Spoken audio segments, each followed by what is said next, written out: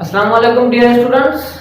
This is Sir Daniel Khan. Again we are here with online class. Today we are going to discuss about types of vector and ये vector की जो types हैं उसका जो lecture number है ये है 3 मतलब part 3 सही ना.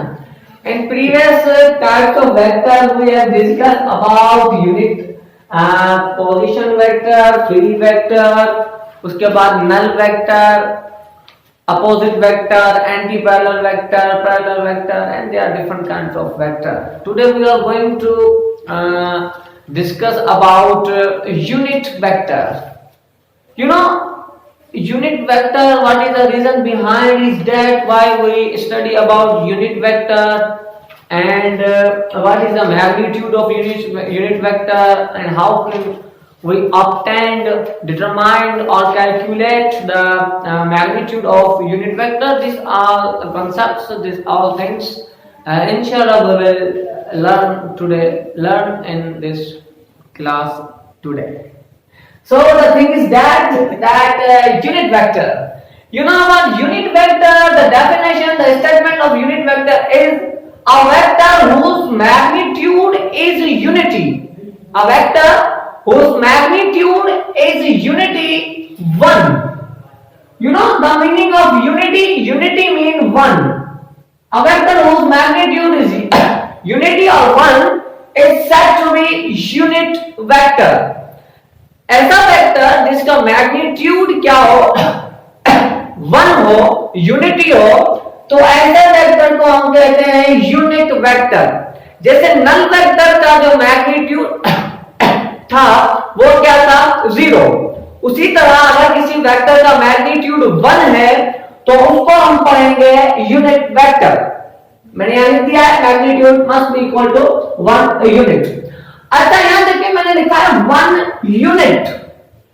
अगर यूनिट वेक्टर एक्सीलरेशन का है तो 1 मीटर पर सेकंड स्क्वायर.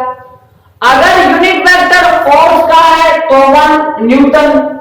अगर यूनिट वेक्टर डिस्प्लेसमेंट का है 1 मीटर. अगर यूनिट वेक्टर वेलोसिटी का है तो 1 मीटर पर सेकंड. तो जनरल हमने क्या कर दिया है यहां पे यूनिट लिख दिया है यूनिट. जो भी हमें वेक्टर गिवन होगा उसका मैग्नीट्यूड तो 1 होगा.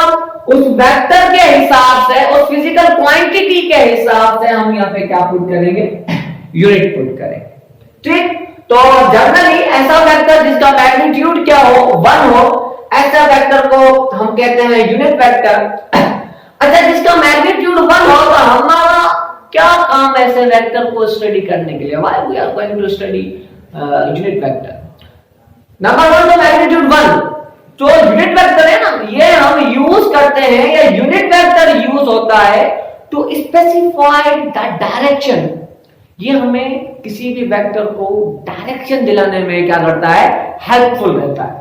फिर unit vector use for direction. Unit vector direction की वजह से डायरेक्शन के लिए यूज होता है. जब भी हमें किसी वेक्टर को डायरेक्शन देनी होती है तो हम क्या करते हैं यूनिट वेक्टर पुट करते हैं. और it is noted bye cap. ये जो कैप है ना कैप टोपी इससे हम क्या करते हैं इसको डिनोट करते हैं. ठीक. इससे पहले मैंने आपको एक छोटी सी चीज पढ़ाई थी मैग्नीट्यूड ऑफ अ वेक्टर. किसी भी वेक्टर का मैग्नीट्यूड अगर हमें लिखना हो और मैग्नीट्यूड याद रखना किसी भी वेक्टर का जो मैग्नीट्यूड होता है वो खुद क्या होता है scalar. The magnitude of a vector is called scalar क्योंकि उसमें डायरेक्शन ऐड नहीं होती सिर्फ नंबर होता है और नंबर्स आर स्केलर्स क्योंकि ये इनकी डायरेक्शन नहीं होती.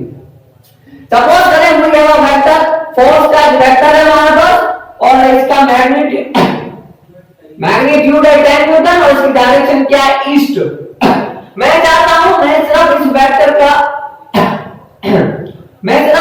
का मैग्नीट्यूड लिखूं तो मैं क्या करूंगा ये जो दो लाइंस आपको नजर आ रही हैं इसको कहते हैं मॉड्यूलस. और मॉड्यूलस में हम इसको ऐसे लिखेंगे सिर्फ और सिर्फ इसमें क्या लिखेंगे 10 न्यूटन. तो देखने वाले को पता चल जाएगा कि ये फोर्स का वेक्टर है लेकिन सिर्फ और सिर्फ क्या लिखा हुआ है उस फोर्स के वेक्टर का मैग्नीट्यूड लिखा हुआ है. इसमें डायरेक्शन इंक्लूड नहीं है. ठीक. किसी भी वेक्टर का आपको मैग्नीट्यूड लिखना हो तो दिस इज द वे. ठीक. अब हमें यूनिट वेक्टर का मैग्नीट्यूड होता तो 1 है. द मैग्नीट्यूड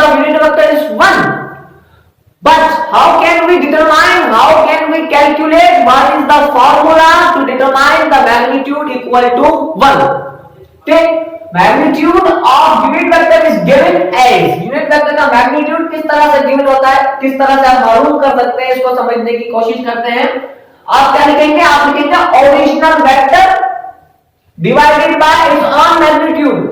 जो भी आपको वेक्टर गिवन है उसको आप ऊपर लिखेंगे और उस वेक्टर को डिवाइड किससे करेंगे, उसी ही वेक्टर के मैग्नीट्यूड से आप क्या करेंगे, उसको डिवाइड करेंगे। ठीक है, ये हमारे पास एक वेक्टर है फोर्स का वेक्टर, फोर्स का वेक्टर। इस फोर्स के वेक्टर का मैग्नीट्यूड 10 न्यूटन और किस डायरेक्शन में, ईस्ट डायरेक्शन में। अब इस वेक्टर का हमें क्या मालूम करना है, unit vector. We are going to find the unit vector. So the thing is that we have the formula original vector divided by its own magnitude. Original vector हमारे पास है f और इसका मैग्नीट्यूड हम कैसे लिखेंगे, मॉड्यूलस में लिखेंगे। किसी भी वेक्टर का हमें मैग्नीट्यूड लिखना हो तो हम किस में लिखते हैं, मॉड्यूलस में लिखते हैं। ये ओरिजिनल वेक्टर, ये उसका मैग्नीट्यूड। ओरिजिनल वेक्टर क्या है, 10 Newton in the direction of east, ये लिख दिया 10 Newton in the direction of east. अब इसी वेक्टर का मुझे क्या लिखना है, मैग्नीट्यूड, तो मैंने लिख दिया 10 न्यूटन और मैग्नीट्यूड पता आपको इसके अंदर, उसके अंदर डायरेक्शन ऐड इंक्लूड नहीं होती। ठीक, 10 10 से कैंसिल, न्यूटन न्यूटन से कैंसिल, बाकी रिमेनिंग इज 1 बचा आपके पास और उसके साथ क्या बचा, डायरेक्शन, 1 डायरेक्शन ईस्ट। ठीक, तो यूनिट वेक्टर फोर्स का यूनिट वेक्टर उसका मैग्नीट्यूड कितना आया है, 1। और स्पेसिफाई किस लिए यूज होता है, तो स्पेसिफाई द डायरेक्शन। आपको कोई भी वेक्टर गिवन हो उस वेक्टर को लिखें, मतलब उसका मैग्नीट्यूड भी लिखें, उसकी डायरेक्शन भी लिखें और उसी वेक्टर को आप डिवाइड कर दें उसके अपने ही मैग्नीट्यूड से। और जब आप जस्ट वेक्टर का मैग्नीट्यूड लिखते हैं तो उसमें डायरेक्शन इंक्लूड नहीं होती, दोनों हो जाएंगे कैंसिल, रिमेनिंग बचेगा 1। और ये कैंसिल होके 0 नहीं बचेगा, ऐसा नहीं करना 10 10 से कैंसिल बाकी बचा 0, नो, 10 और 10 एक दूसरे से डिवाइड हो रहे हैं तो रिमेनिंग 1 बचेगा। यहाँ पर लाजमी तौर पर इसको 0 नहीं करना, 0 नहीं बचेगा। हाँ, 10 न्यूटन माइनस 10 न्यूटन होता तो जवाब 0 आता, लेकिन यहाँ पर ये डिवाइड हो रहा है, 10 डिवाइडेड बाय 10 इक्वल टू 1 और रिमेनिंग क्या, डायरेक्शन। तो इसी तरह किसी भी वेक्टर का यूनिट वेक्टर मालूम कर सकते हैं।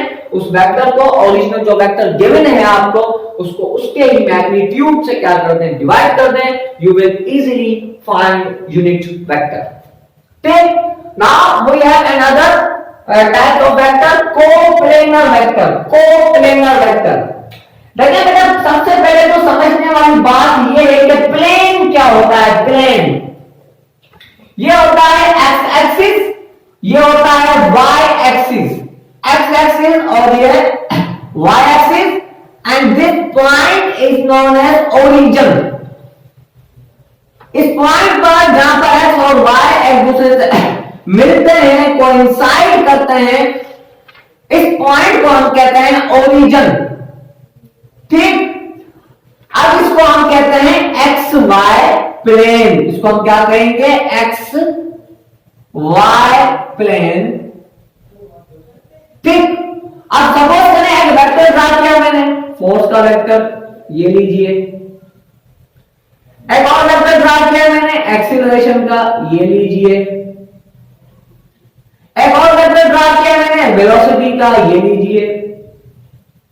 अब मुझे ये बताएं, ये फोर्स का वेक्टर, एक्सीलरेशन का वेक्टर, वेलोसिटी का वेक्टर, ये किस प्लेन में है? तो आप कहेंगे सर ये तो एक्स और वाई के प्लेन में है। ये किस कौन से प्लेन में है? एक्स और वाई के प्लेन में है। तो ये वेक्टर वेलोसिटी का वेक्टर, एक्सीलरेशन का वेक्टर, फोर्स का वेक्टर, ये जितने भी वेक्टर्स हैं ये एक्स वाई प्लेन में है, मतलब एक ही प्लेन में है, एक्स वाई प्लेन में। तो ऐसे वेक्टर्स को हम क्या कहेंगे? Coplanar vector. क्या कहेंगे? Coplanar vector. हेलो बेटा इधर देखें, coplanar vector.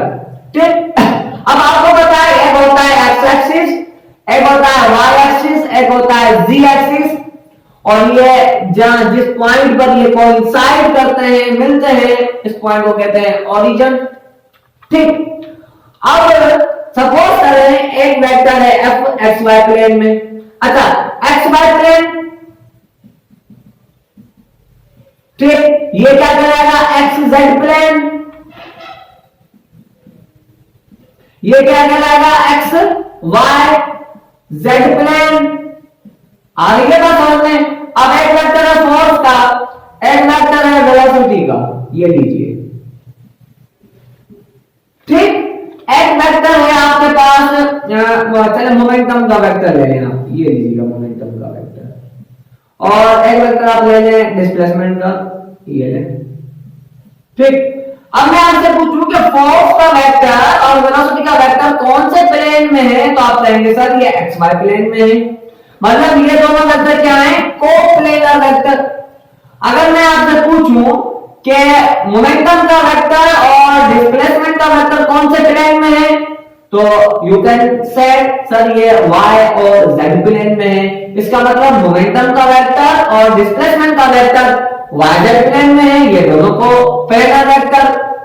Force and velocity का जो वेक्टर है वो कौन से प्लेन में है सर, वो xy प्लेन में है। मतलब ये दोनों को प्लेनर वेक्टर। वो वेक्टर जो एक ही प्लेन में हो उनको हम कहते हैं कोप्लेनर वेक्टर। और प्लेन किसको कहते हैं, ये x और ये y, तो x y को मिला के हम क्या कहते हैं, एक्स वाई प्लेन। ये एक्स वाई प्लेन, ये वाई जेड प्लेन, ये जेड एक्स प्लेन। ठीक, इसके बाद आपके पास non coplanar vector. Sorry, non coplanar vector क्या होता है, देखिए एक वेक्टर है आपके पास फोर्स का और ये वेक्टर है एक्स वाई प्लेन में। एक वेक्टर है आपके पास एक्सीलरेशन का जो है y और z प्लेन में। एक वेक्टर है आपके पास z x प्लेन में जो वेलोसिटी का वेक्टर है। ठीक, अगर अब मैं आपसे पूछूं कि बेटा मुझे बताएं फोर्स का वेक्टर, एक्सीलरेशन का वेक्टर, वेलोसिटी का वेक्टर, ये कोप्लेनर वेक्टर है या नॉन कोप्लेनर वेक्टर है, तो आप कहेंगे सर ये सबके सब नॉन कोप्लेनर वेक्टर है, क्योंकि f का जो फोर्स का वेक्टर वो xy प्लेन में, एक्सीलरेशन का वेक्टर yz प्लेन में और वेलोसिटी का वेक्टर xz प्लेन में है। तो ये तीनों वेक्टर क्या कहलाएंगे, non coplanar vector, because their plane is not same. और प्लेन किसको कहते हैं, सिर्फ ये x एक्सिस और y एक्सिस, ये xy प्लेन, x और z ये z एक्सिस प्लेन, y और x y axis plane, y और z yz प्लेन। ठीक, अब आपको इनको स्टडी करना है, इनके नोट्स बनाने हैं। और कोई भी बात अगर आपको समझ में नहीं आ रही, you can ask any time and comment. इंशाल्लाह we will meet again as soon as possible. तब तक के लिए अपना ख्याल रखें।